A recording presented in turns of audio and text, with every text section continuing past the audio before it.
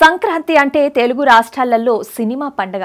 ప్రేక్షకులు పెద్ద ఎత్తున థియేటర్లకి తరలి వచ్చే సీజన్ కావటంతో పెద్ద హీరోలందరూ అప్పుడే తమ సినిమాలని ప్రేక్షకుల ముందుకు తీసుకురావాలని కోరుకుంటుంటారు.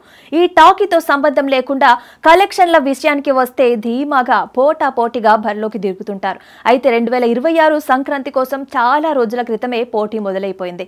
చివరకు బరిలో ఎవరెవరు నిలుస్తారు, ఎవరెవరు వెనక్కి తగ్గుతారో తెలియదు. కానీ ముందుగానే ఖర్చు వేసి స్లాట్ బుక్ చేసుకుంటున్నారు.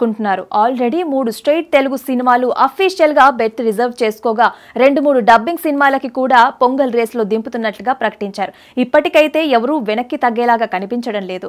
మెగాస్టార్ చిరంజీవి అందరికంటే ముందుగా సంక్రాంతిని లాక్ చేసుకున్నారు. అనిల్ రావిపూడి దర్శకత్వంలో ప్రెస్ స్క్రీన్ బ్యానర్ తో తెరకెక్కుతున్న మన శంకర వరప్రసాద్ గారు చిత్రాన్ని వచ్చే ఏడాది పండక్కి రిలీజ్ చేస్తామని ప్రకటించారు. అయితే టైటిల్లోనే సంక్రాంతికి వస్తున్నారు అనే ట్యాగ్ లైన్ పెట్టారు కాబట్టి విడుదల తేదీ మారే అవకాశమే లేదు. ఇక పొంగల్ని టార్గెట్ గా పెట్టుకుని షూటింగ్లు చేస్తున్నారు. మరోవైపు ప్రచారం కూడా మొదలు పెట్టేశారు. అయితే అనిల్ రావిపూడి మార్క్ ప్రమోషన్స్ తో ఆల్రెడీ జనాల్లోకి వెళ్లిపోయారు. మొన్ననే heroine Nayanthara first look release చేసి దసరా కానుకగా మీసాల పిల్ల అనే ఫస్ట్ సాంగ్ ప్రోమోని లాంచ్ చేశారు.